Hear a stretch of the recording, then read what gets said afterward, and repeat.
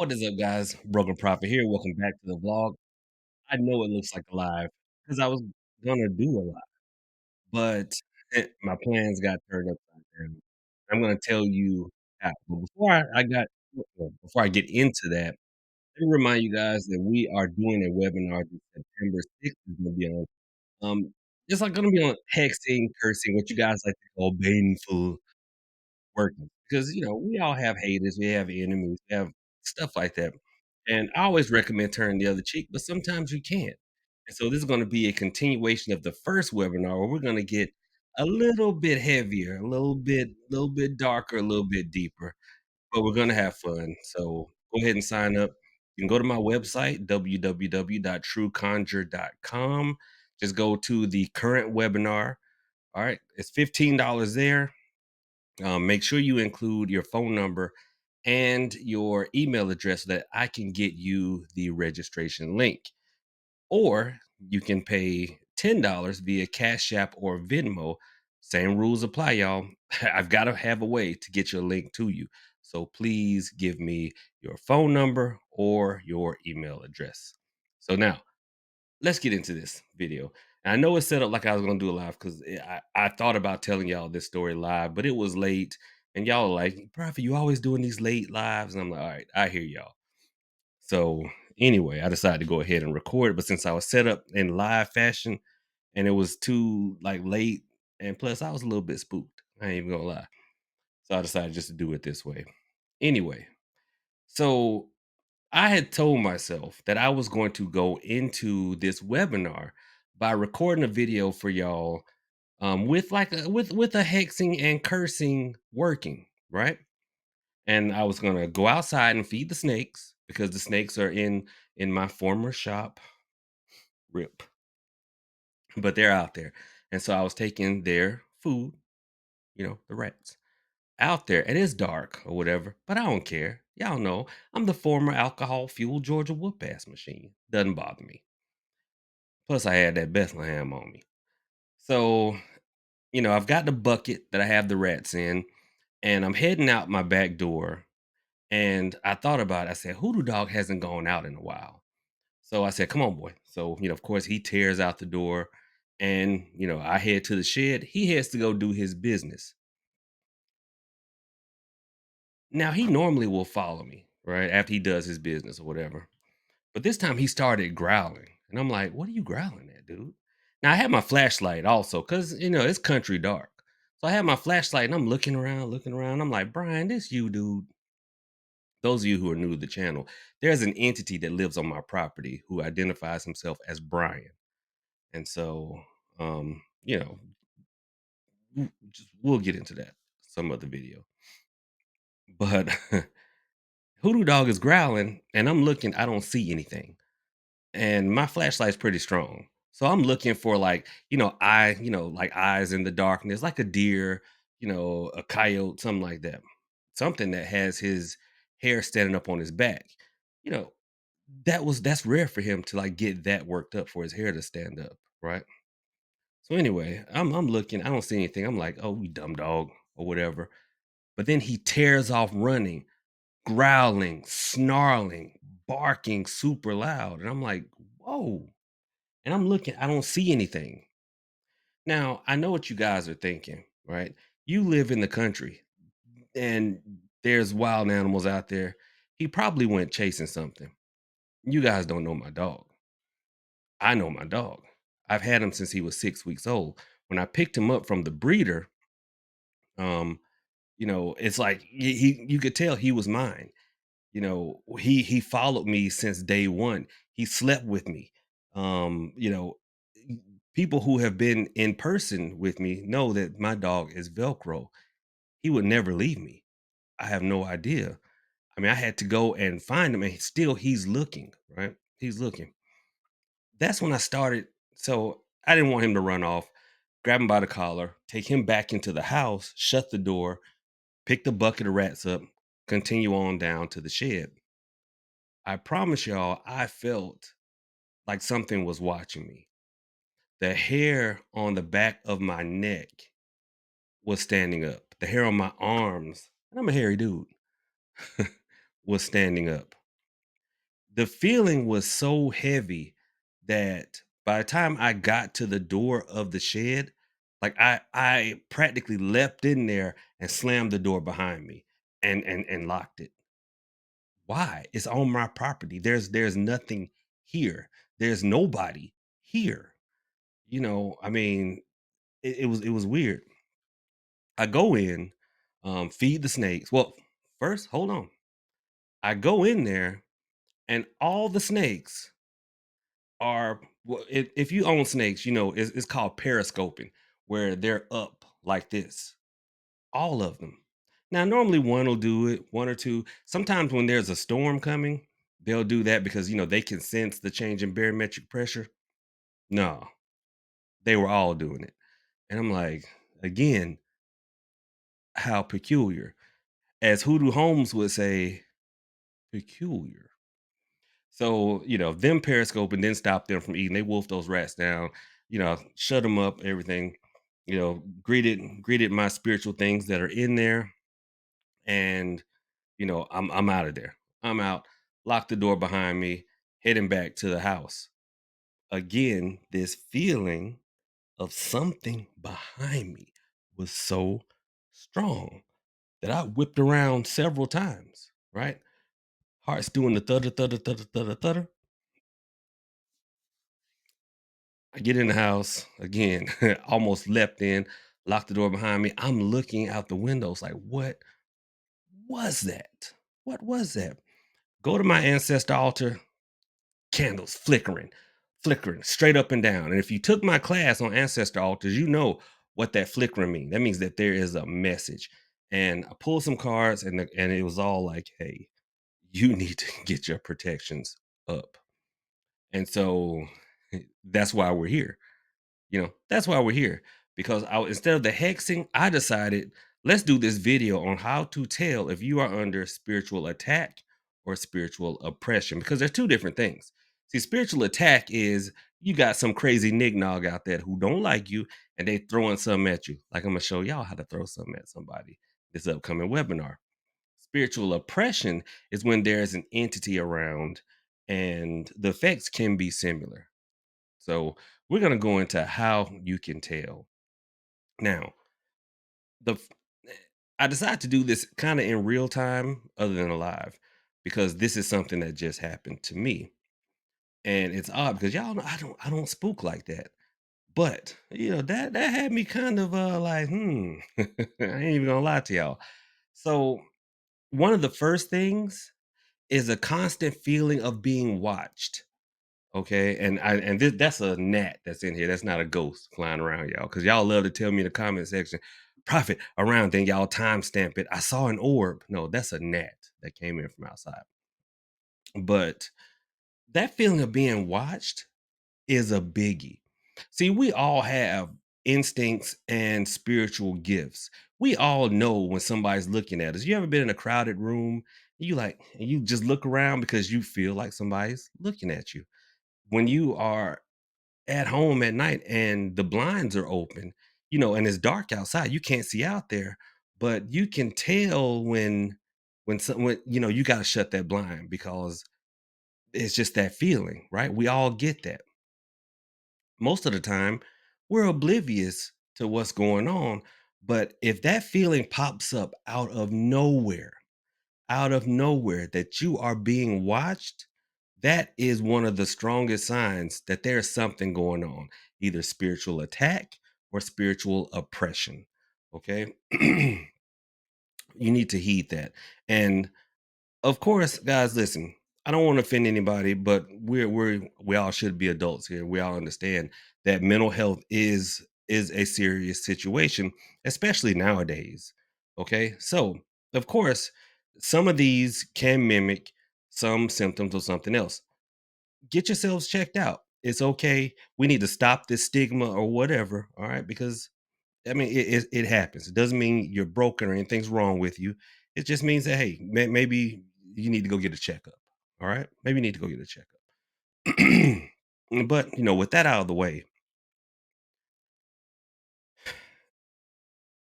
I rarely get that when I'm outside. I'm outside at night often. Y'all know I'm in cemeteries, I'm in banks, I'm at crossroads, I'm in the woods. There's millions of creatures out there. I fear none of them because I mean I'm a country boy. I've never had that pop up. And that's the thing. When something happens out of the ordinary, that's when you need to take heed. So, number one is the feeling of being watched. Okay. And number two is right behind it, the feeling of being followed. Now, I'm not talking about like what they call gang stalking, like there's people just out to get you. No, I mean something unseen.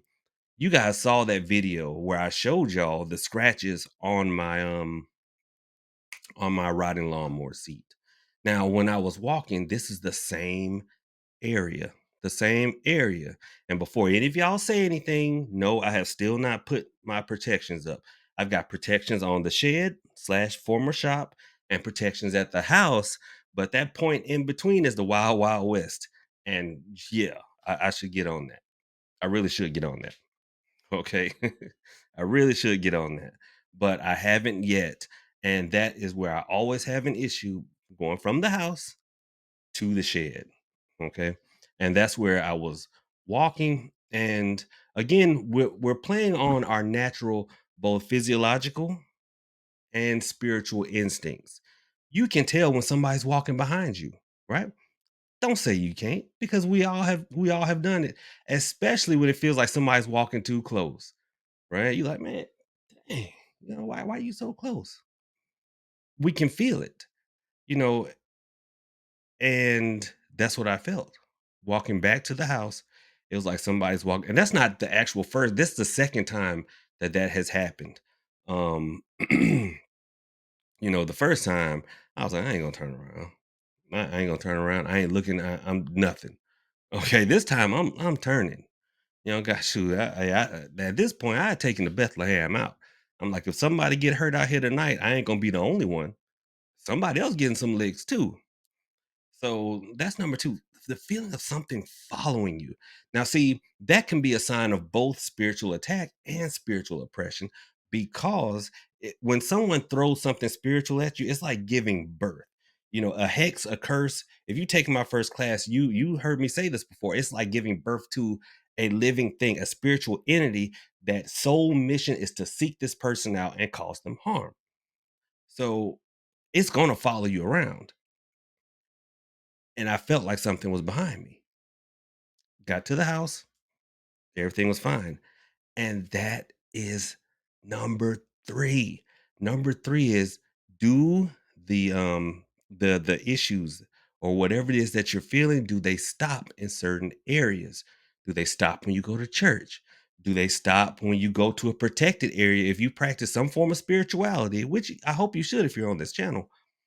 We a lot of times will focus on our houses. We'll focus on our homes, protecting them because that's where we are, that's where our loved ones are, as we should, as I do. Once I got in the shed, I was fine. Remember that? Once I got home, I was fine. But it was that point in between. So if the situation stop in certain areas that have been spiritually protected, then yeah, that's a telltale sign.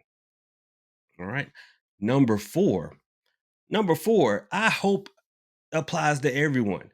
You should have some form of protection on. You guys know traditionally in hoodoo, the only the only stones or minerals, rocks, whatever we deal with traditionally have been black jetstone. Well, yeah, black jetstone, iron pyrite, which is fool's gold for drawing money, or lodestone for general attraction. Right? Those are only three. Not them rose quartz eggs that y'all been, we ain't gonna get into that tonight. Black jetstone is a protection. It repels negative entities and absorbs, and also well, it doesn't necessarily repel negative energy, but it absorbs it, so it keeps it from getting to you, kind of like a vacuum cleaner, right? Now, you guys have heard me make this joke during lives where I say, "Hey, we've got 50 people in a room, we got 45 friends and 5 enemies." And I'm not joking when I say that because I know when there's a large gathering of people, not everybody's there for you. You got trolls, you've got haters, you got former friends, everything. They just want to see what you're up to, right? What I don't tell you, what which I do tell my Thursday teaching classes. Teaching classes? Is that right? No. But the people I teach on Thursdays, I tell them that a lot of times after a live, especially if it's been a long live, why do I keep hitting this mic? If it's a long live, when I take this off, it is heavy. It is heavy. And jet stone is not a heavy stone. It's not. I mean, and even no matter what it's made of, this size, it's not going to be heavy, right? But when I take it off, it is heavy. It's like I'm rubbing my neck like, oh, kind of like y'all ladies do when y'all finally get to take your bras off at the end of a workday. You get home. Hopefully you get home before you popping your bra off. Speaking of which, how and this is off topic. How do y'all do that thing where y'all will like snap, snap, and end up pulling the bra out of a arm, out of a sleeve? How do y'all do that? Like that's like some Houdini type stuff. I still can't figure it out. Y'all just be like snap, pop, pop, and then whoop, out it comes. Man, that's way off topic. But it doesn't have to be a jetstone. Maybe you're wearing a cross. Maybe you've got some other symbol of whatever practice that you're involved in. Like maybe you've got a leques, maybe you've got a bandera, whatever. But when they're heavy, that is a sign that not only are your spirits working to repel it, but whatever it is that you're wearing is absorbing a lot. It is absorbing a lot. And it wouldn't be absorbing something that's not there. So that's another sign. Okay. That is another sign. And finally, the last sign is unexplained issues with your electronics. Y'all know I just got this new webcam, right? Just got this new webcam. And why did I have to get a new webcam? Because cardinal error, right here behind me. I've got haunted dolls in their containment. And she has been looking a lot deeper here lately. But during the live stream, I took her out. The camera never worked right. Now, I've got cameras all around Hoodoo Central, right? And they're wireless, and they're practically brand new. The freaking batteries have been draining for no reason, and a lot of times they will trip. And I review the footage because I'm always on my cameras, because they send me alert when there's motion, and I look and there's nothing, absolutely nothing there. Not a leaf blown by. These things are so sensitive that I've been out eating and gotten an alert. I'm like, who in my house? And there's this big old wasp, like just staring me dead off in the She just staring me dead off in the camera. That's how sensitive they are. But they're picking up nothing, and the batteries are draining super fast for no reason. And I'm like, okay, all right. So that's those are my big five. But let's get into what do you do now that you've noticed these things? Now what do you do? Okay. Well, number one is make sure you keep whatever it is that you're wearing for protection clean. And I'm not talking about, like get your sweat and your must up off of it. No, I am talking about whenever you feel that it is heavy, take you some Florida water and wipe it down. Think of these things like a battery. What happens if you just keep pumping a battery full of electricity? It's gonna pop. Do batteries pop? Okay, it's a balloon. You keep blowing air up in it, it's gonna pop. There's a better analogy. So you want to sometimes let all the air out. You want to cleanse it. Okay, that's first. That's well, actually, that's number two. Number one, make sure your ancestor altar is strong. Big Mom and them will keep people off of you. If you don't have an ancestor altar, check out my webinar. They show you not only how to put one up, but how to work it. Okay. It was a good webinar. It got good reviews. All right. It's only like $10, $15. Pick it up. Make sure your ancestors are strong. By just interacting with your ancestor altar, you strengthen the ancestor, you strengthen the spirits there, not just your connection with them, because that's a bonus, but you strengthen them so that they're able to fight off more. Okay. So ancestor altar one, keeping this cleanse. Two. Number three, make sure, and this is this is where I feel I fall short often. You ever seen a doctor who's sick all the time? That's his old saying down here. People would be like, "Yeah, you know that Lou, he hell when he well, but he's sick all the time." Yeah, I fall short because a lot of times I'm so prideful. I'm like, can't nothing get to me. Can't nothing get to me. Yeah, I mess around and get gotten to. So what I'm saying is make sure that you cleanse your area.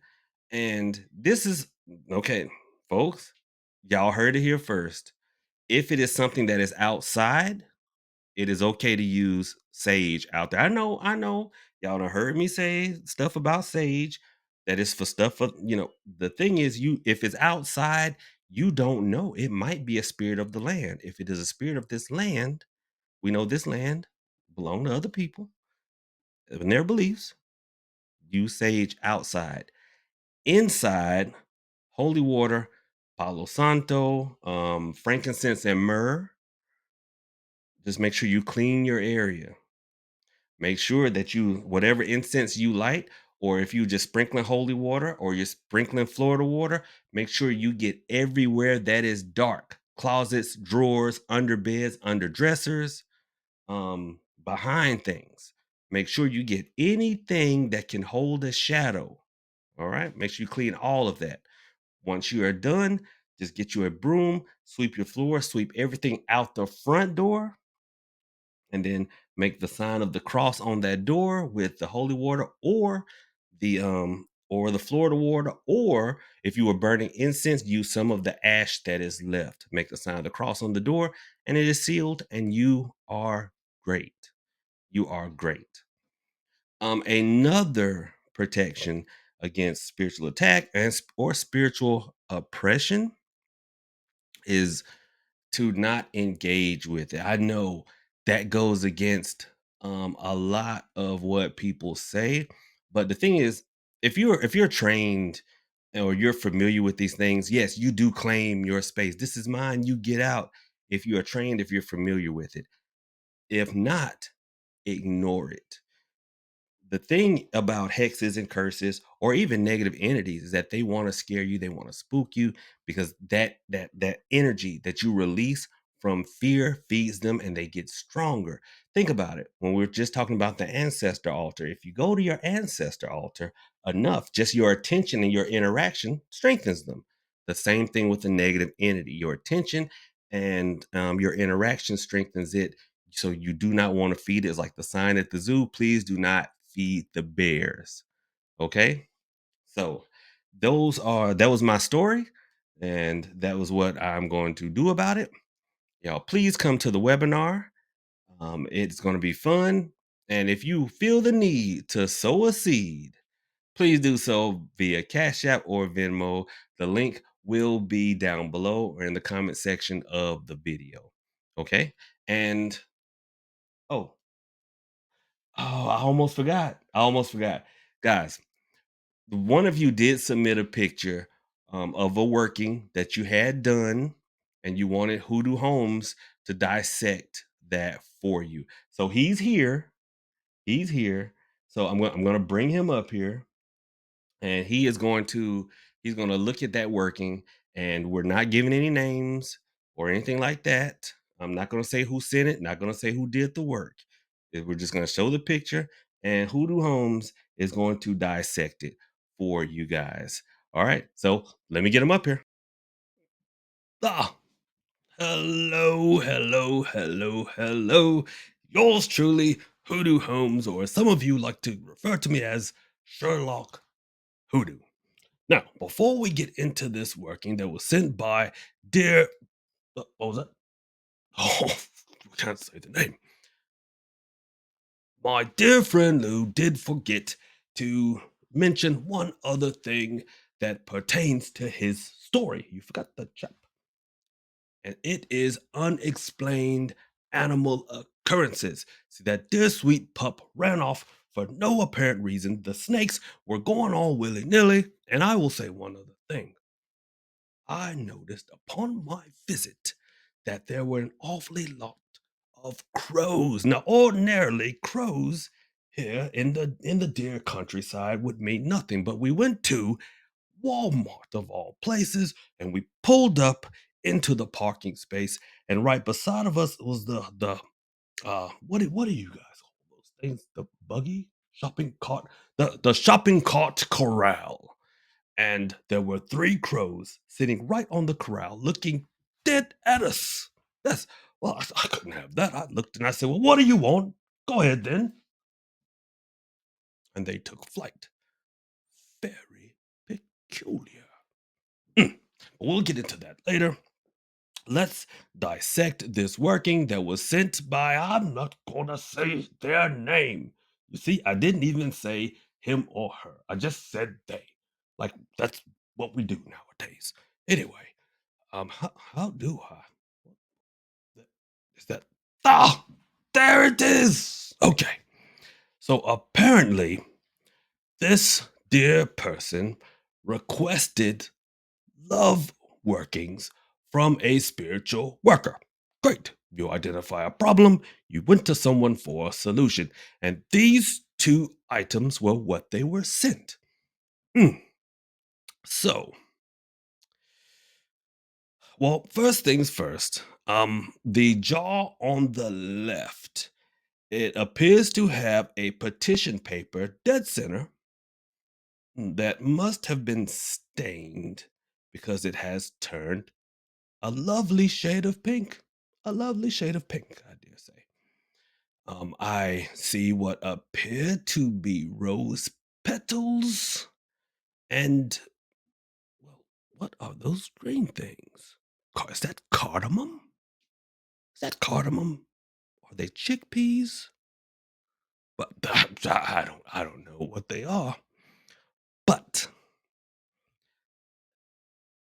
I can already tell. I can already tell that without knowing precisely whether that is cardamom or chickpeas, I can tell you neither one of those is worth a damn when it comes to drawing love. I tell you, neither one of them. The rose petals are good. Now, this reeks of social media spirituality.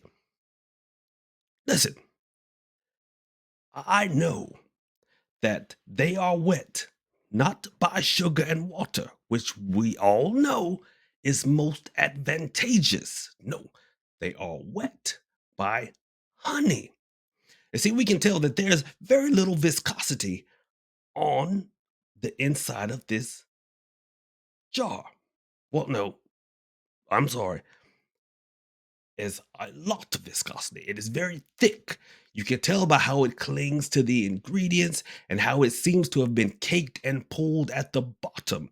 See, sugar water is very thin. It flows thinly, it flows quickly. So the work flows quickly, where honey flows very slowly. I can tell it's not molasses because molasses would have darkened the paper more. This was honey, and a very little bit of it by the looks of it.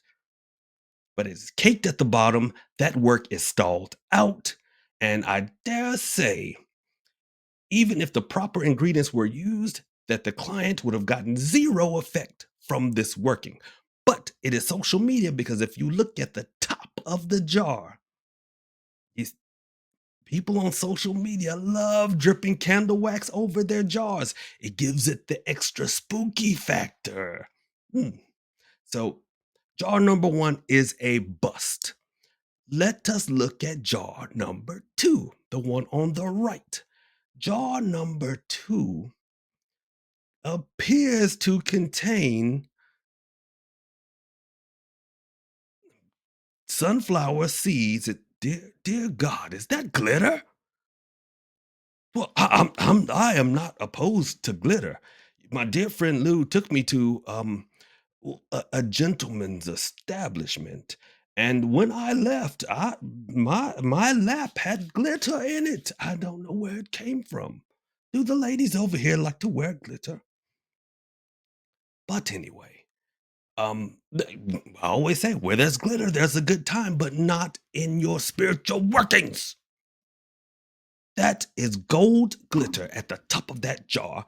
There's sunflower seeds inside the jar, and the jar itself is yet again caked with candle wax. But listen, the candle wax is yellow, the glitter is gold, and the sunflower seeds, well, when the sunflower blossoms, it is yellow. All of this yellow tells me that this spiritual worker, for some reason, thought that they were working with the Orisha Oshun. Yes, you know all social media hoodoo workers love Oshun, even though Oshun has nothing to do with hoodoo at all. But they love working with Oshun for some reason. Not initiated in a dad blasted thing, but they think they can work with Oshun. I dare say that there's not a bit of magic at all in that right jaw. The one on the left, if it was stalled out by honey. I would say that this client got absolutely nothing from these jars. Am I correct? I knew it. I knew it. Bupkis, absolutely nothing. How much did they pay for this workings? Do you mind sharing with me?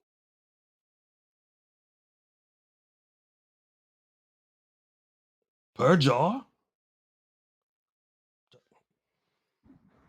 So you mean to tell me that people over here are paying $400 a jar for the almost $800? It's a long line of work. Well, to each their own, but I would give these a definite thumbs down, and they're pretty. You always leave on a high note. Guys, this has been Hoodoo Holmes. If you would like for me to rate a working that you have gotten done or that you are doing, just let me know that this was something that you have done and I will be nicer. Not that I was not nice this time, but that is all I've got. I will turn this back over to Lou. Y'all, that was Hoodoo Holmes or Sherlock Hoodoo, whichever however y'all want to refer to him. But anyway, this video has been way too long. Hopefully, listen, y'all let me know how you like this format. I'll probably go back to how I've done it before, but I haven't done a long video with y'all in a while, so and hopefully you guys like it. But anyway, that's enough. Um, I'm glad Holmes did clear up. Yeah, I totally forgot the animal thing, but yeah, that's another one. But remember, anything out of the ordinary. So with that being said, oh, if you guys would like to come to my Thursday classes, you know the deal. Either purchase a kit or there's a class only option on my site, www.trueconjure.com. All right. And with that being said, guys, listen, you guys have been amazing. Thank you to each and every one of you guys. Why am I saying you guys so much? Guess I'm a little spooked still. But anyway, man, y'all have a good one. Profit out.